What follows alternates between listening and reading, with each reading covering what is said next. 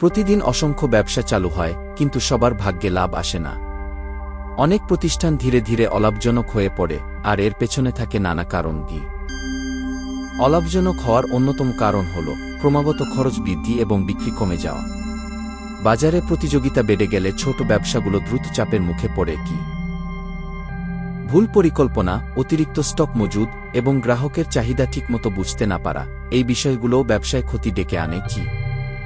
একটি ব্যবসার অলাভজনক অবস্থা শুধু মালিকের নয়, কর্মচারীদের জীবনে আঘাত হানে। চাকরি হারানোর আতঙ্ক, ভবিষ্যতের অনিশ্চয়তা, পরিবারে আর্থিক চাপ, এই সব কিছুই তৈরি করে বড় সংকট।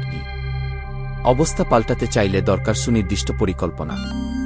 খরচ কমানো, পণ্যের মান উন্নত করা, অনলাইন বিক্রি বাড়ানো, এসব উদ্যোগ নিতে পারলে ব্যবসা আবার লাভের পথে ফিরতে পারে। পরিবর্তনের সঙ্গে মানিয়ে নিতে পারলে যে কোনো ব্যবসা ঘুরে দাঁড়াতে পারে। নতুন চিন্তা, সঠিক সিদ্ধান্ত এবং দক্ষ ব্যবস্থাপনাই পারে ভবিষ্যৎ বদলে দিতে। অলাভজনক ব্যবসা মানেই শেষ নয়, এটি একটি সতর্কবার্তা। সময় এসেছে পরিবর্তন, উন্নতি ও নতুন পথ খোঁজার।